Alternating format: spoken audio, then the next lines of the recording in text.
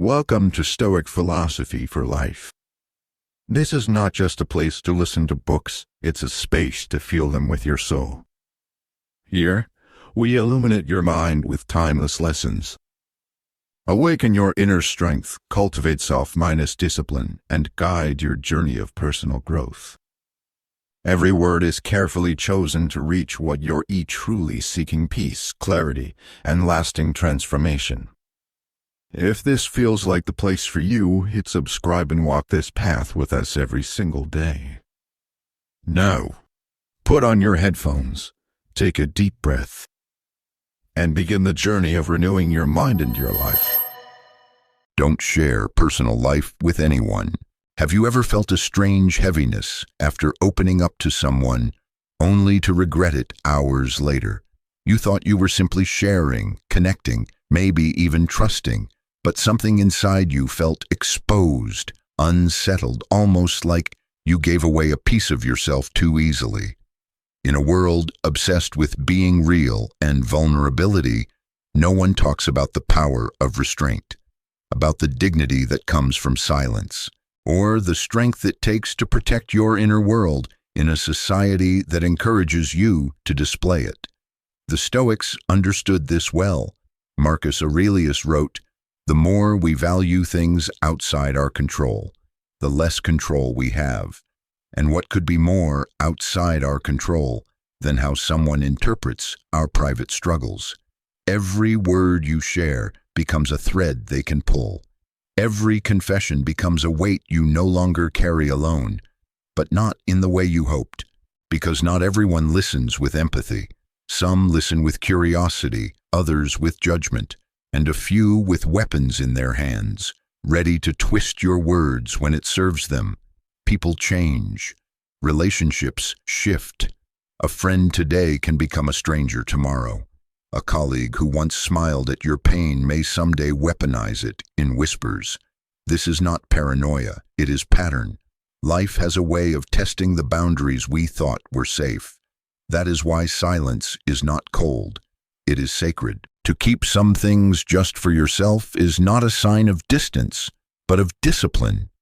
A mind that is not constantly leaking itself out into the world becomes stronger, clearer, more sovereign. Imagine your personal life like a garden.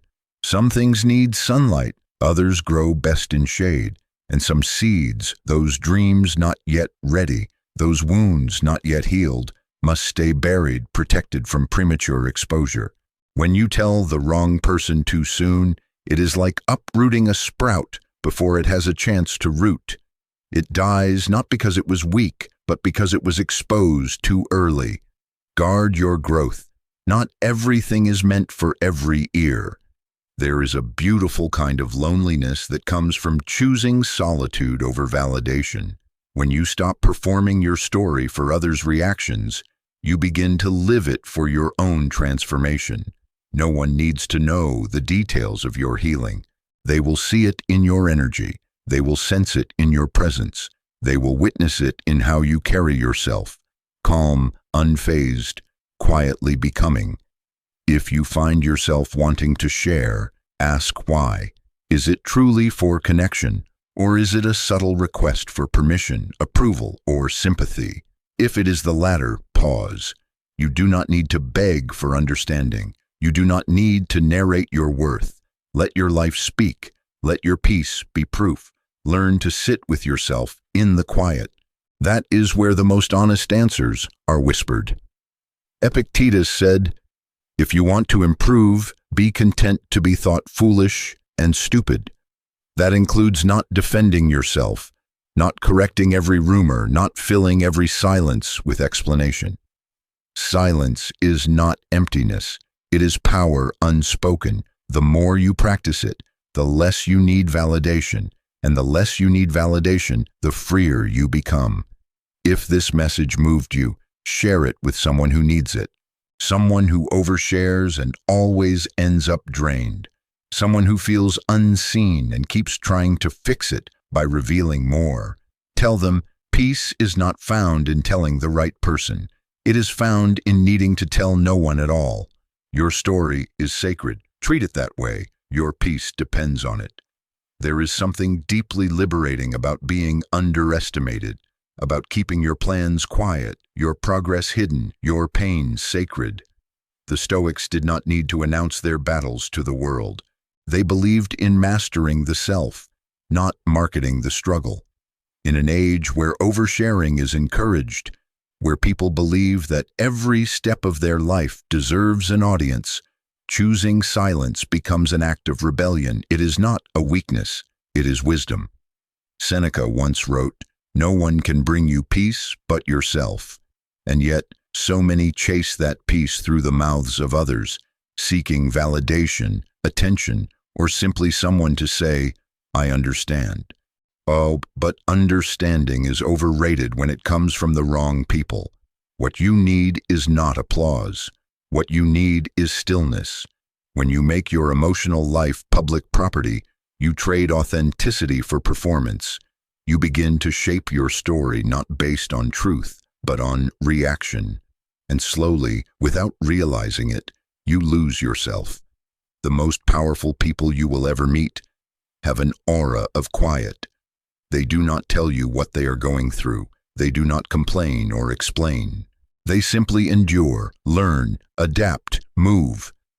And when you ask them how they managed, they will often smile and say, "I just kept going." That kind of composure is built in silence, in private decisions, in long nights where no one is watching and no one is clapping, but you keep building anyway. Think about the last time you shared something too soon, maybe a dream, a fear, a personal pain. How did it feel afterward? Did you feel lighter or more uncertain? The truth is, not all pain needs a witness. Not all healing requires an audience. Some transformations are sacred precisely because they happen in solitude. When you stop advertising your growth, it begins to grow roots, deep, steady, unshakable. You do not owe anyone access to your inner life. Your thoughts are yours. Your process is yours. The world will try to convince you that transparency equals trust, that openness is the same as strength. But do not confuse noise for truth. You can be kind and private. You can be loving and guarded. You can be deeply open to life and still choose what remains unseen. If you are still here listening, then like me, you are probably done with living passively. Look back at your last 3 decisions. Did they move you forward or hold you back? Did they come from a place of clarity or were they made for someone else's approval? That audit is not easy, but it is necessary. Every time you hold back from sharing what you are still processing, you respect yourself. You allow the wound to breathe before putting it on display. That is emotional maturity, choosing inner alignment over outer attention. And yes, there will be times when you feel alone because of it. But that solitude is fertile. It sharpens you. It clarifies what truly matters. In behavioral science, they call it the intimacy paradox. The more you disclose, the more connection you expect. But the more exposed you feel when that connection does not meet your expectations. Stoicism avoids this trap entirely. Do not expect others to carry your emotions. Carry them with grace. Process them with strength. Release them through action, not conversation. If someone truly loves you, they will respect your privacy. They will not pressure you to open up before you are ready. And when the time comes, they will listen with silence, not solutions. Because real connection is not built on words. It is built on presence, on shared stillness, on unspoken understanding. So here is your challenge. For the next 7 days, keep your personal life to yourself. Not out of fear, but out of discipline. Journal instead of vent. Reflect instead of explain. Watch what happens to your energy. Watch how strong you become when your peace is no longer dependent on how someone reacts. Your silence is not empty. It is a space where clarity grows. There was once a soldier who survived a brutal war, not because he was the strongest, but because he was the quietest. While others spoke boldly of victory, he studied the terrain in silence. While others shared their plans, he adjusted his silently. He lived by one principle: the less you speak, the less others can use against you. Years later, when asked how he stayed alive, he said, "I never gave the enemy my mind." Now, that is the power of discretion. That is the value of silence. We often think of power as loud, visible, assertive.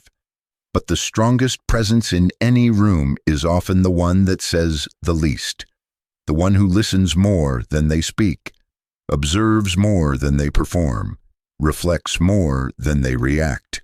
Stoicism does not ask you to disappear. It asks you to become deliberate, intentional with your words, selective with your trust, and sovereign with your energy. Marcus Aurelius reminds us, you have power over your mind, not outside events. Realize this and you will find strength. Yet most of us willingly hand over our mind. Every time we overshare, we open a door, and not everyone who walks through that door enters with love. Some enter with envy, others with agenda, and a few with empty curiosity that drains you without giving anything back. Your personal life is not public property. It is sacred ground. And just like sacred ground, it must be protected.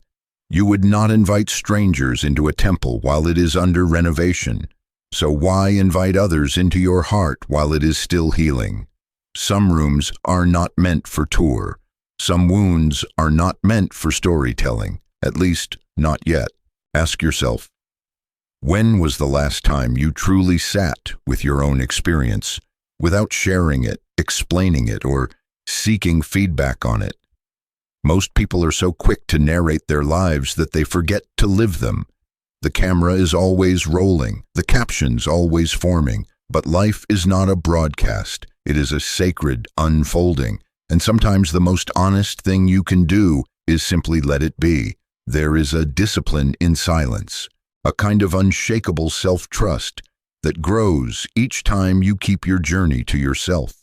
That trust tells you, I can handle this, not because you are closed off, but because you are centered, because you know that not everything valuable must be visible. Some of the greatest transformations happen underground, quiet, invisible, rooted. Here is something you can practice starting today, the 24-hour rule. When something happens, good or bad, wait 24 hours before telling anyone. Use that space to observe how you really feel, not how you think others want you to feel. Let the dust settle before you decide whether it is worth sharing at all. You will be amazed at how much clarity time can bring and how often silence proves to be the right response. If you are still listening, then you know this already. Most of what you have shared in the past did not bring peace. It brought noise, confusion, maybe even regret. So what if, moving forward, you became your own sanctuary? What if you gave yourself what you keep asking others for? Understanding, patience, space.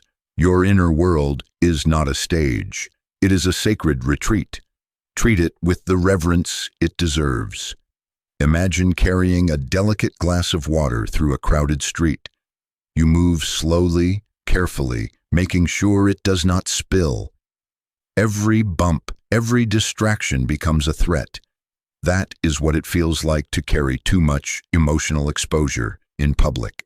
You live in reaction. You walk on eggshells. You begin to mold yourself around others' responses instead of standing firm in your truth. But what if you could put the glass down? What if you could walk freely, not because you are empty, but because you are centered?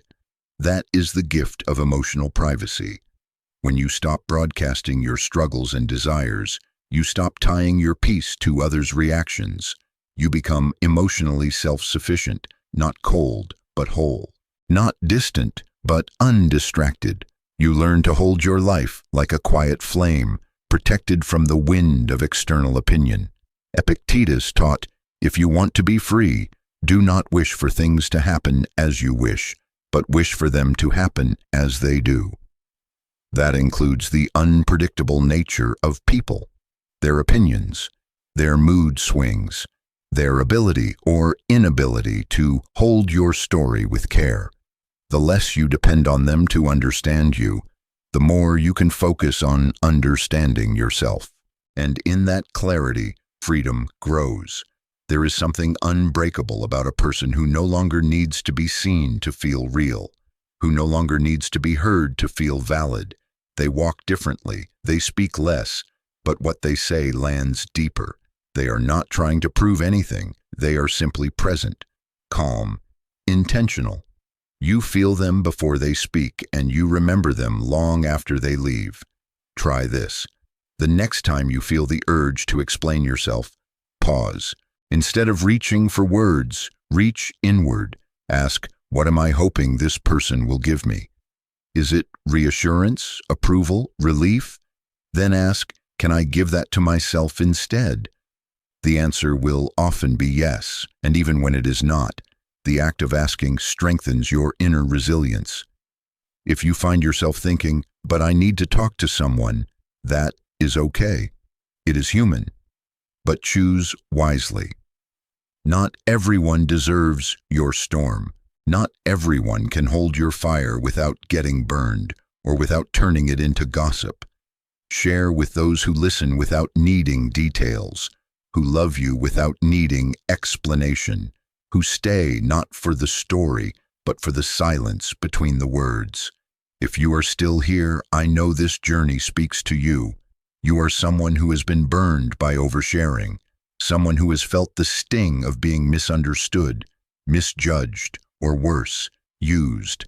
But you are also someone who is ready to reclaim your voice by using it less, by letting your actions speak louder, by finding peace in privacy. Your strength is not in how loudly you speak, but in how little you need to say. Let that truth carry you forward. Have you ever noticed how quickly people turn curiosity into judgment? One moment you think you are simply expressing yourself, letting someone into your world. The next, there is a subtle shift, a raised eyebrow, a change in tone, a different energy. Suddenly, what was once yours is now being weighed, dissected, and often misunderstood. And it is not because people are cruel, it is because most are untrained to handle what is delicate. They respond with habit, not insight, with instinct, not wisdom. And that is why your personal life, your wounds, your hopes, your doubts, deserves better than casual conversations. There is a moment in everyone's life when they realize that silence is not emptiness. It is preservation, protection, power. You feel it when you walk away from a conversation and think, I wish I had kept that to myself. You sense it when you hear your own story being told in a version you never consented to. Words are powerful. Once released, they do not return in the same form. They get reshaped, reframed, recycled, and sometimes they come back as weapons. The Stoics taught restraint, not because they feared judgment, but because they valued serenity. Epictetus said, if you want to be happy, do not concern yourself with what others think of you. But most people do not just concern themselves. They build their identity around it. They measure their lives through the eyes of others. And so they share everything, hoping someone will say, yes, you are doing fine, Sue, but here is the uncomfortable truth. Most people are too absorbed in their own chaos to truly hold yours with care. Marcus Aurelius, Emperor of Rome, had the entire empire watching his every move, yet he wrote his deepest thoughts in a private journal, not to be published, but to remind himself what mattered. He did not seek sympathy, he sought clarity. That journal later became Meditations, a sacred text for inner strength. But imagine if he had shared those thoughts daily with the wrong people, those who did not understand, who would mock or manipulate. The words would have been lost, and his peace with them. This is your power. You get to choose what the world sees, and more importantly, what it does not.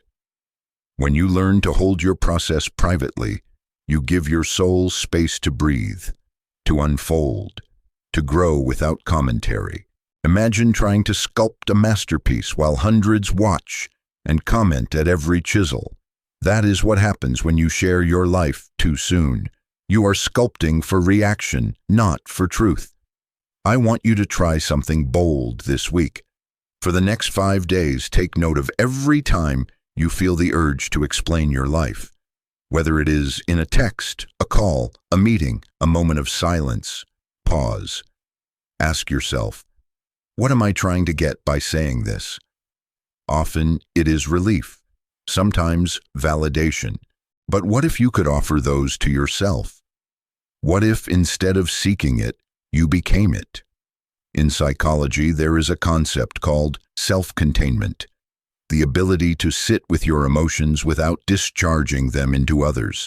It is not bottling up. It is integrating, maturing, feeling deeply without always reacting externally.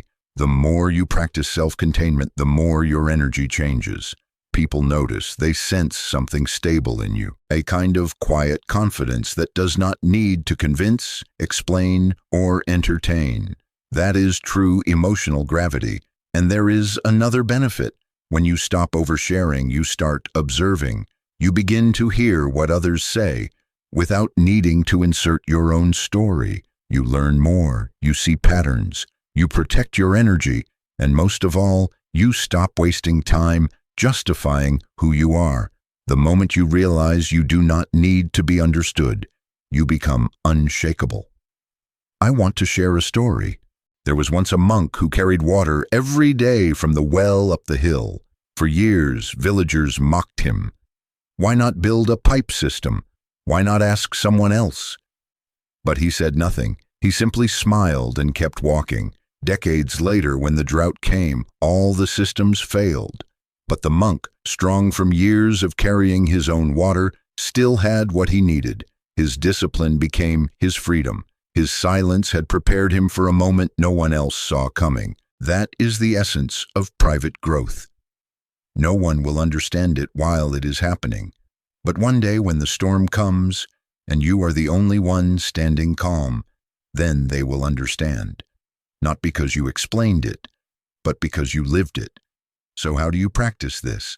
First, stop posting your pain online. Social media is not therapy. It is exposure. Every time you share a vulnerable moment to get likes or reassurance, you weaken the muscle of self-trust.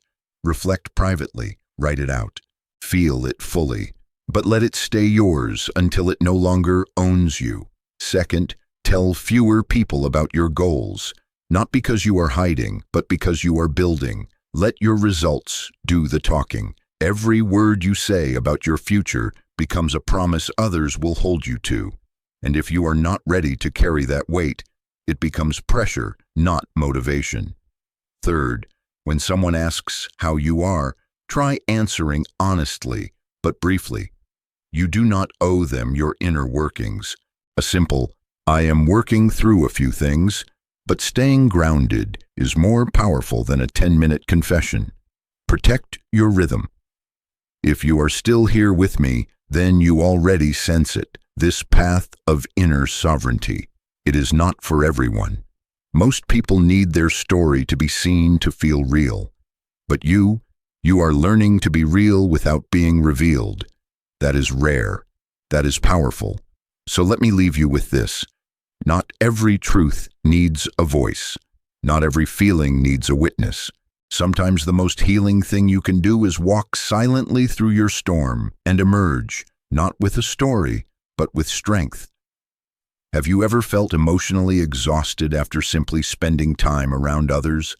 Not because they were cruel, not even because they meant harm, but because you gave away pieces of yourself that you should have kept.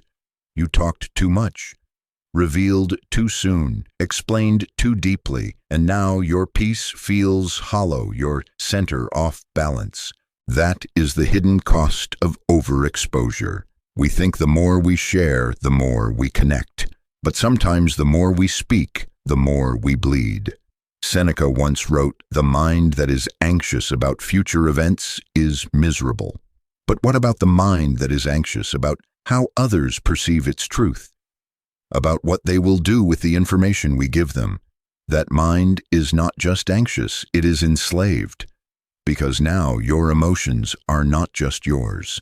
They are carried by others, interpreted through their filters, distorted by their fears, or worse, passed along without context or care. Emotional discipline begins with this truth. Not everything that is felt must be said. Not everything that is true must be told. The art of withholding is not deceit. It is discretion. You do not owe your past to anyone who cannot hold it. You do not owe your healing to anyone who did not walk through the fire with you. Most importantly, you do not owe your internal clarity to those who cannot even maintain their own. When you speak too freely about your struggles, you give them roots outside of you. They become part of someone else's narrative. And if that person is careless, your pain becomes entertainment. Your honesty becomes gossip. Your growth becomes someone else's measurement of your worth. And that is a cost you cannot afford, not if you are serious about becoming unshakable. There is a story about a desert traveler. He carried a small leather pouch filled with water and another filled with silence. When asked what the silence was for, he said, "It is the part of me I refuse to give away. It sustains me when the water runs out." That is the essence of true strength. You must have something within that no one else touches, a place within your soul that is yours alone, untouched by praise or insult, applause or rejection. That space is where your real power lives. Let us talk plainly now. You do not need to tell them how hard life has been lately. You do not need to explain why you are distant, why you stopped texting back, why you are not posting anymore. You owe no one a broadcast. What you owe yourself is your own loyalty, your own peace. And sometimes that peace means walking away without a headline. If you are still here listening, then I know you are someone who has been drained by emotional exposure before. You trusted the wrong person. You were vulnerable in the wrong season. And maybe they did not mean to hurt you, but they did not know how to protect you either. And now you carry the weight of being open in a world that often prefers spectacle to sincerity. But you do not have to keep carrying it. You can choose silence as a strategy, not just a reaction. You can decide today to pull your energy back from those who never valued it. You can begin observing instead of explaining, listening instead of defending. And in that shift, something changes inside you. You begin to feel sovereign, not emotionally dependent, not spiritually porous, but grounded, focused, light. Here is something I want you to practice for the next 3 days. Anytime someone asks you a personal question, pause. You do not need to lie. You do not need to evade, but you do need to consider whether answering serves your peace or disturbs it. A simple, "I am working through a few things privately," is enough. And if they press further, let that be a sign, not of closeness, but of a boundary they do not yet respect. In that pause, you reclaim your power. In that stillness, you protect your energy, because every answer you give is a door, and not every door should be opened just because someone knocks. Behavioral science supports this. Studies on energy management show that emotional labor, the act of having to perform a version of yourself in social settings, depletes your willpower and decision-making ability. The more you perform, the less clearly you think. The more you explain, the more you question your own path. But when you reserve your internal space for clarity, not for performance, you begin to operate from a place of direction, not reaction. Seneca also said, "Associate with those who will make a better man of you." That includes in conversation. Not everyone you talk to is worth opening your heart to. Not every friend is a confidant. Not every listener is safe. You must choose your circle like you would choose a surgeon, with care, precision, and discernment. And sometimes the most powerful circle is just you and your thoughts, you and your notebook. You and the silence between what you feel and what you say. That space, though invisible, is sacred. That is where resilience is born. That is where the real transformation happens. So I leave you with this. Do not fear being misunderstood. Fear misunderstanding yourself by telling your story too soon. Do not seek comfort through constant exposure. Seek strength in quiet preparation. Do not explain your evolution. Embody it. If you are still listening, then you are already further along this path than most. You understand now that privacy is not a wall. It is a sanctuary. It does not disconnect you from others. It reconnects you with your center. Your silence is not absence. It is alignment. There is a subtle but powerful shift that happens the moment you begin honoring your own path, not through announcements, but through quiet alignment. You begin to notice how often people speak not to communicate, but to be seen. How often they narrate their healing as if healing only becomes real when someone else applauds it. How they mistake visibility for validation, and in doing so, lose touch with the deeper work that only happens in stillness. But your path deserves better than that. Your growth is not a performance. It is not a caption. It is not a conversation topic. It is a sacred unfolding, raw, non-linear, and often invisible. When you start sharing it too soon, too often, you interrupt that unfolding. You introduce noise into a signal that was meant to be private. You shift your attention outward, scanning for reaction, instead of inward, where the real transformation begins. Marcus Aurelius never needed to convince anyone of his virtue. He did not tweet his insights. He did not beg others to notice his efforts. He wrote for himself. He corrected himself. He battled quietly with his own ego. And that is why his words still resonate centuries later, because they came from a place of personal truth, not public approval. Let us be honest. Sharing feels good at first. It gives us a momentary release, a flash of connection, but that feeling fades, and what we are left with is exposure, vulnerability not chosen but dispersed, and once it is out there, we cannot call it back. The people we shared with might not repeat it, but they now carry a version of us that we no longer control. What if your private life is not meant to be explained, but experienced? What if your strength is not in how loudly you declare your healing, but in how deeply you live it? You must understand, there is a part of you that is only for you, a voice that does not need to be echoed, only heard by your own spirit, a rhythm that does not match the tempo of the crowd. When you protect that space, you preserve your power. You stop outsourcing your identity.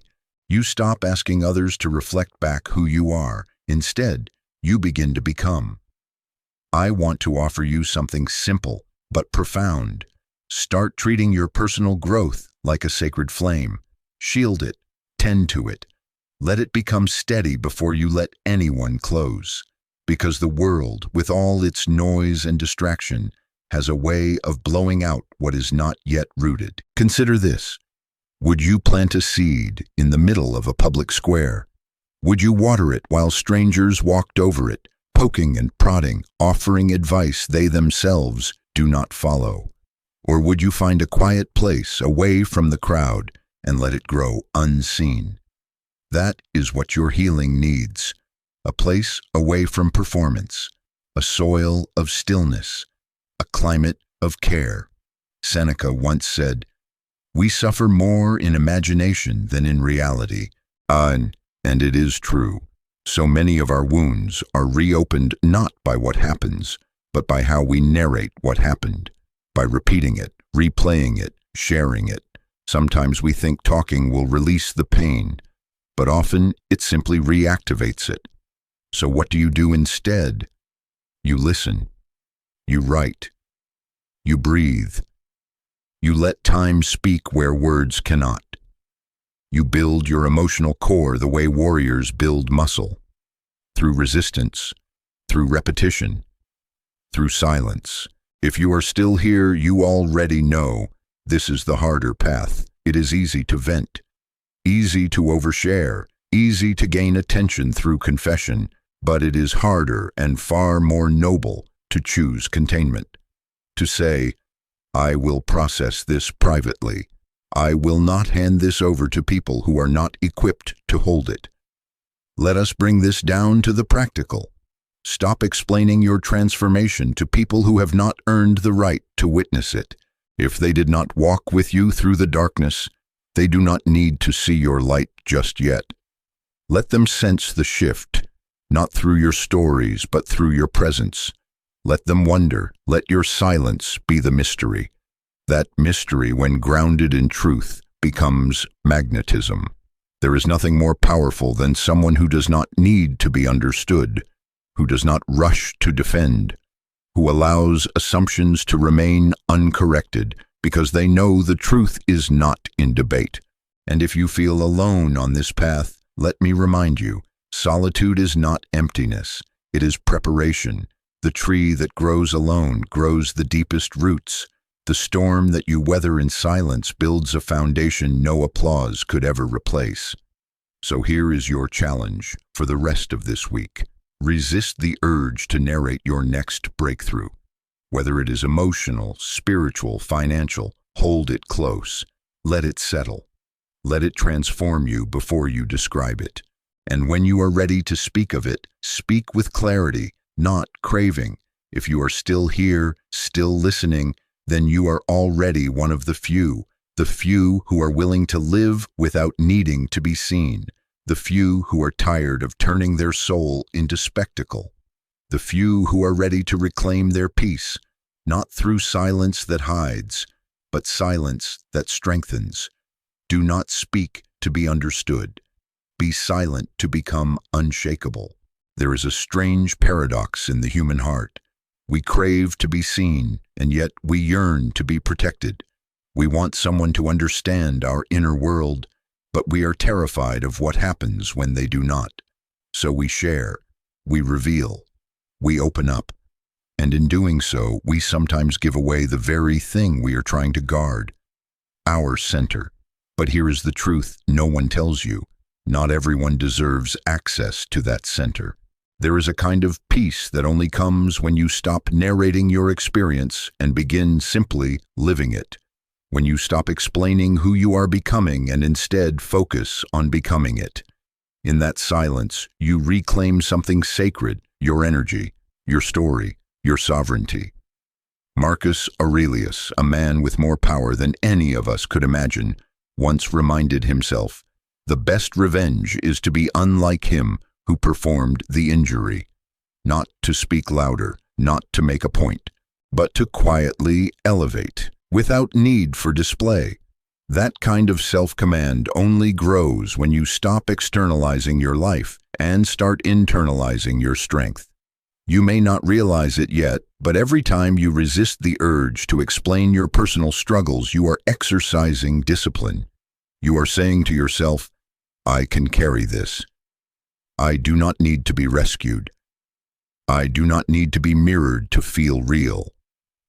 That is not isolation. That is integration. That is emotional adulthood.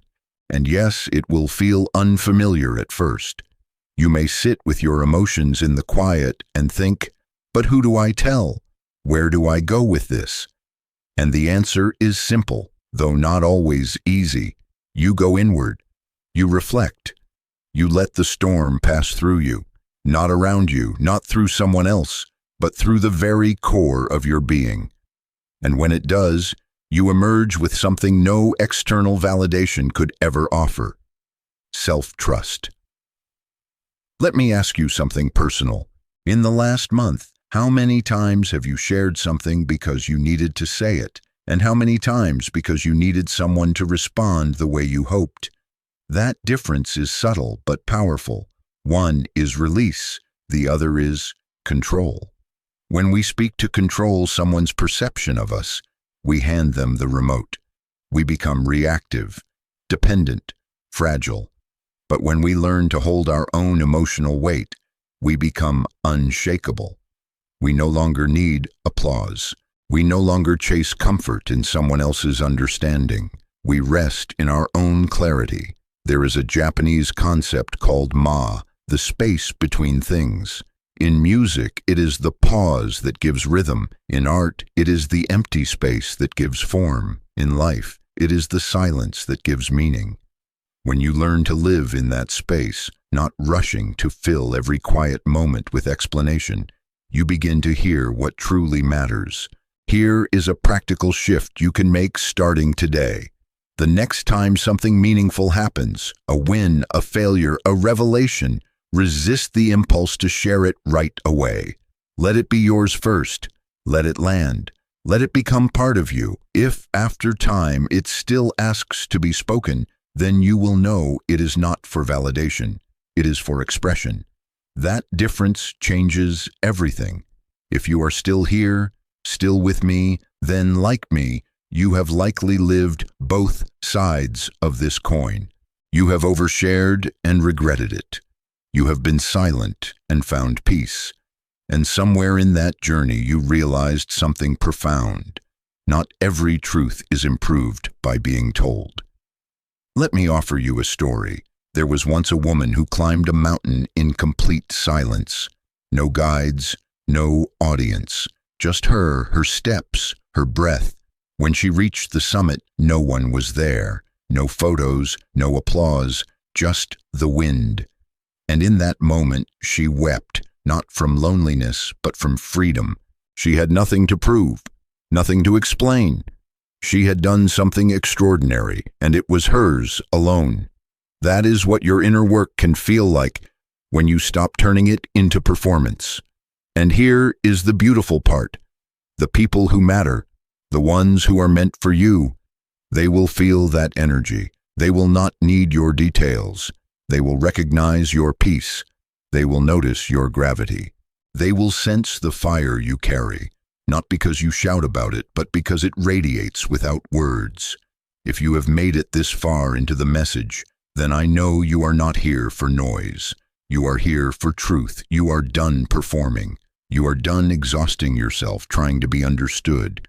You are ready to walk the quiet road of inner command. So let me say this just for you. If you are still here listening, then perhaps you too have realized privacy is not just protection. It is self-respect.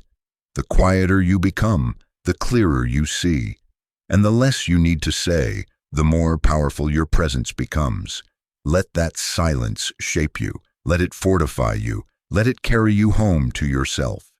There is a kind of invisible chain that binds many of us, not made of steel or rope, but of expectations, social expectations, cultural ones, family ones, and worst of all, the ones we create for ourselves when we start living for how others might perceive our journey. That chain tightens every time we feel the need to explain ourselves, every time we give an update no one asked for, every time we volunteer our story, hoping someone will validate what we already know to be true.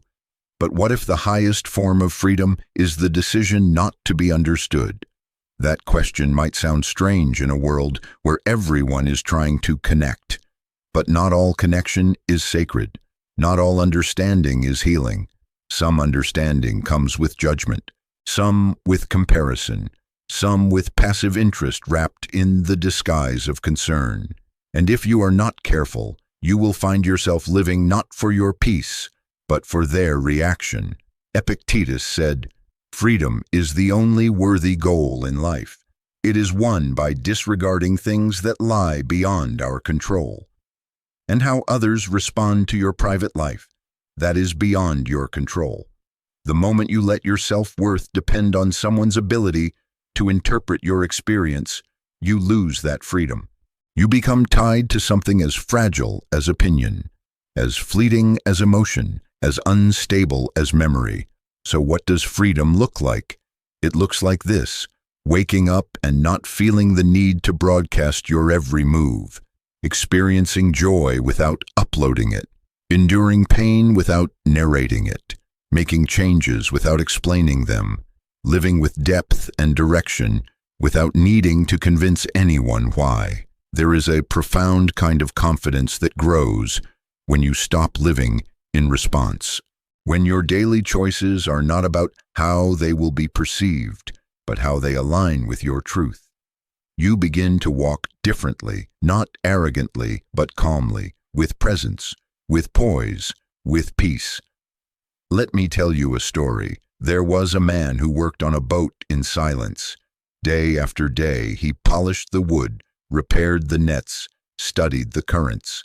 Other fishermen mocked him. "Why do you not compete? Why do you never talk about your catches?" He smiled but said nothing.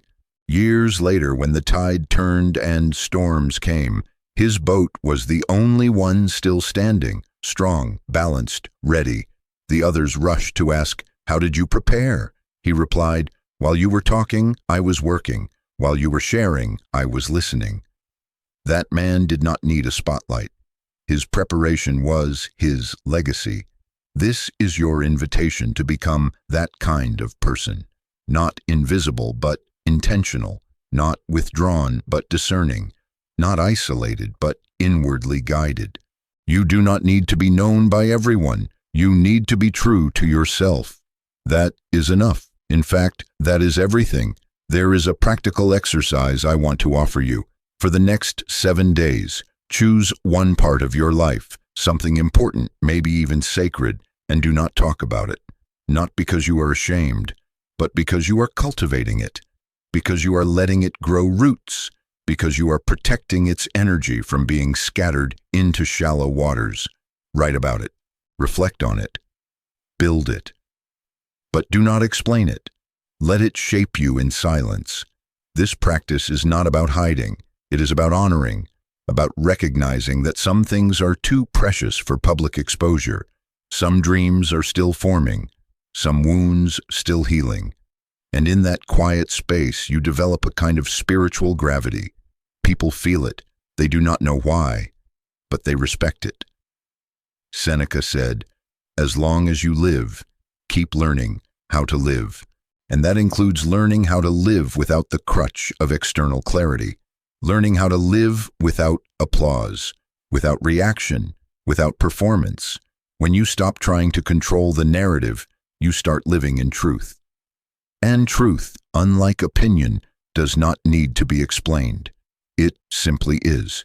So here is the deeper truth. Not everyone can walk with you. Not everyone is meant to.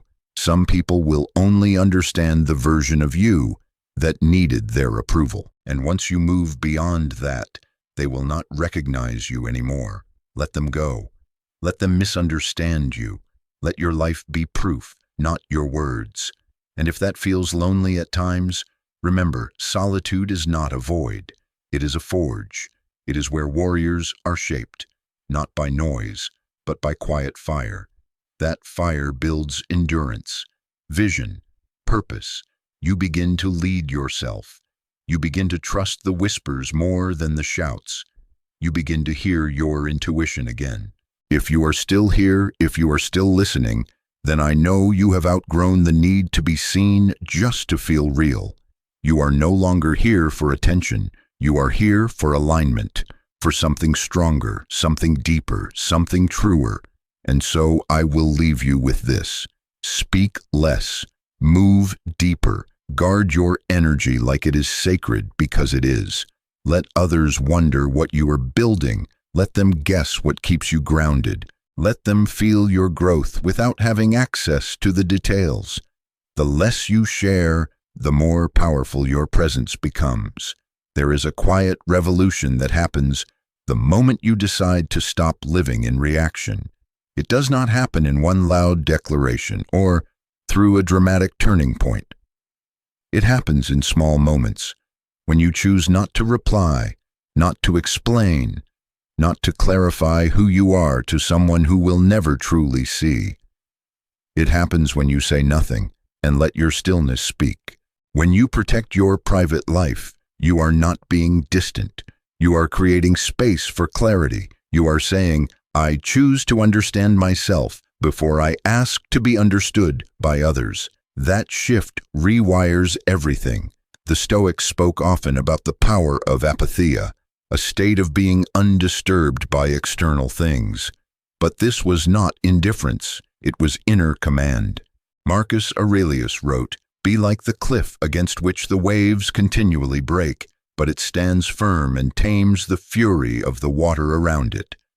That kind of steadiness is only possible when you do not let every voice enter your world, when you guard your mind the way a king guards his gates.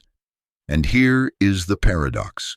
The more you share about your personal life, the more you expose yourself to noise, opinions, projections, comparisons, and most of all, influence. Every time you speak about something sacred before it is solid, you open it to being shaped by someone else's insecurity, someone else's fear, someone else's lens. And slowly, almost without noticing, your path bends, not toward your truth, but toward their expectation. So what does it mean to reclaim that space?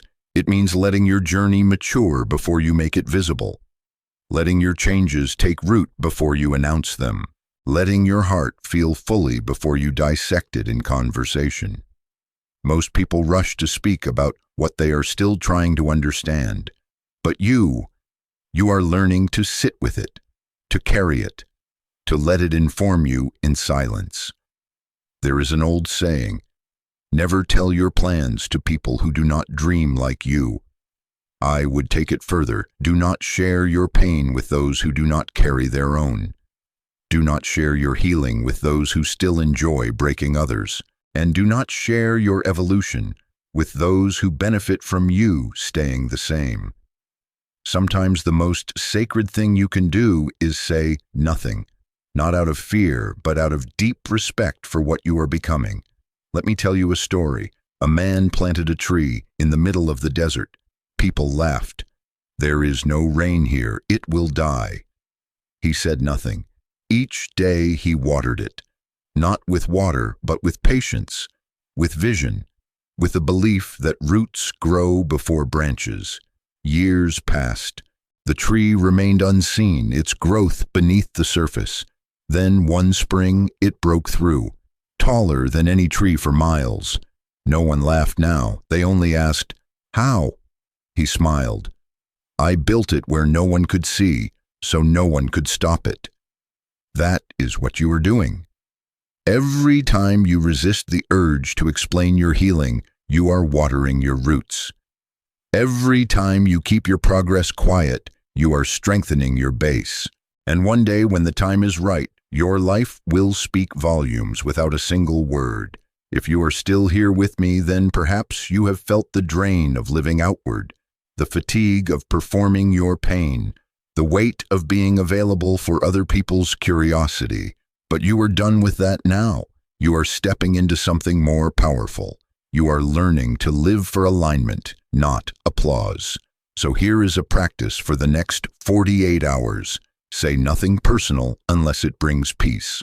Before you share anything, ask, does this protect my energy or deplete it? You will know. Your body always knows. A tightening in your chest, a hesitation before speaking. That is your signal. Honor it. Remember, the strongest trees are not the ones with the most branches. They are the ones with the deepest roots. And roots grow in the dark. They grow in stillness. They grow in places no one celebrates. But they are the reason the tree survives the storm. Let that be your legacy. You do not need to defend your journey. Let your discipline do that. Let your stillness do that. Let your peace become so magnetic that people feel your growth without needing a single explanation. If you are still here listening, then you are already walking this path. The path of quiet strength, the path of internal clarity, the path of sacred solitude. You do not owe the world your every feeling. You owe yourself peace. There comes a moment in your life when you realize that the most dangerous prison is not made of bars, but of expectation, the need to be understood, the desire to be accepted, the craving to be seen. And all of these come with a cost, because the more you need to be seen clearly by others, the less clearly you see yourself. You begin to shape your truth around what feels safest to share, not what is truest to live. You start to edit your honesty into digestible parts. You soften your strength, you explain your intuition, and slowly you become a version of yourself that is not built on authenticity but on survival. That is why silence is not weakness. It is resistance. It is a return, a homecoming to your own knowing.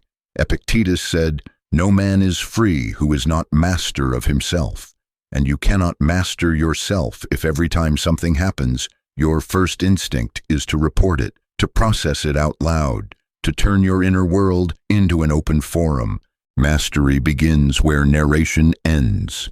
There is a sacredness in becoming someone whose world does not depend on external echo, whose sense of self does not collapse every time someone misunderstands them.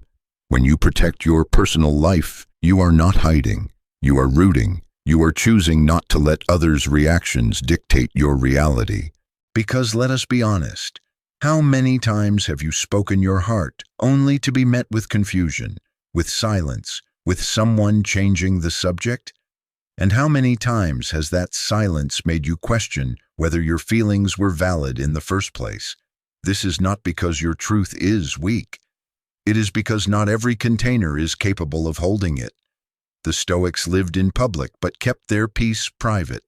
They ruled empires, taught in streets, faced death, exile, betrayal, but their inner compass remained steady because it was not built on external confirmation. It was forged in the fire of solitude. Marcus Aurelius wrote, "Withdraw into yourself, especially when you are forced to be in a crowd." This does not mean isolation. It means sacred distance, the kind of inner space where you remember who you are without the noise. Let me offer you a metaphor. Imagine your inner world is a temple, every thought a candle, every experience a sacred object. Would you throw open the doors and let strangers walk in at any time? Would you let them touch everything, rearrange the altar, blow out the candles? No. You would invite carefully. You would guard it with reverence. You would understand that some places are not public, not because they are shameful, but because they are sacred. This is how you must treat your personal life, not as content, but as a temple, not as a way to earn connection, but as a way to protect your clarity. If you are still listening, then you already feel this truth. You are someone who has been drained by over-explaining, by trying to fit your depth into someone else's shallow understanding. But you are done with that now. You are ready to become unshakable. And here is what that looks like. It looks like saying less and doing more, like building in silence, healing without posting, learning without performing, changing without announcing. It looks like letting your life be proof, letting your peace be the loudest voice in the room. You do not need to prepare your story for someone else's consumption. You need to prepare your soul for your own becoming. So here is something you can practice. The next time something powerful happens in your life, whether painful or beautiful, pause. Instead of texting someone, instead of updating your feed, instead of narrating it, just feel it. Just be with it. Let it belong to you fully before you share it, if you ever do, because once you speak it, it belongs to the world. And not everyone is worthy of holding what you have been entrusted with. Seneca once said, "He who is brave is free." And bravery today might mean walking away from the performance, from the urge to please, from the need to justify your existence through constant exposure. Bravery might look like silence, stillness, a steady gaze, a calm heart. And if you are still here, then, like me, you have felt the weight of oversharing before. You have trusted too soon, spoken too much, hoped too openly, and now you are learning the art of quiet power, the grace of restraint, the strength of being whole without needing to be witnessed. Let that shape you. Let that become your edge. Because one day, when the world asks how you remained calm while others unraveled, how you built something lasting in a world obsessed with instant approval. You will not need to say a word. They will already know. There is a stillness waiting for you, a version of you that is not chasing, not proving, not explaining, just living, fully, quietly, completely. And if you have followed this entire journey, then you are already on your way there, because what you have chosen to embrace is not just silence, it is sovereignty, not just restraint, but power, and not the kind of power that needs attention to feel real, the kind that radiates because it no longer needs anything from the outside to confirm what it already knows within. You have learned that sharing too soon can scatter your strength, that explaining too often dilutes your clarity, that even good intentions from others can become noise when your inner voice is still soft, still forming, so you have stepped back, not to hide, but to honor, not to withhold, but to protect, not to close yourself, but to contain your light until it becomes fire. Marcus Aurelius said, "Look well into thyself. There is a source of strength which will always spring up if thou wilt always look." That source, that spring, flows more freely when we stop contaminating it with external noise, with the constant need to be interpreted. Because the truth is, your deepest breakthroughs will not come when someone finally understands you. They will come when you finally stop needing them to. You are not a brand. You are not a timeline. You are not an open book for casual readers. You are a living, breathing, becoming. And that process does not need a witness to be sacred. Let me offer one final story. There was a musician who played his best compositions in a small room, alone. He said the echoes of that room taught him more than 1,000 claps ever could. When asked why he never played for crowds, he smiled and said, "Because I want to hear what the silence has to say." His silence taught him timing. His solitude gave him nuance. His music, though unheard, shaped him from the inside out. And when the time came for the world to hear it, they felt something they could not name: truth. That is what your life will become when you honor your privacy. Others may not understand your discipline. They may call it distance, coldness, isolation. Let them. Your life is not an answer to their questions. It is not evidence for their comfort. You do not exist to be digestible. You exist to be real. So let this be your new rhythm. Speak less. Move deeper. Guard your story like you would guard a fragile flame in the wind, not because it is weak, but because it is becoming.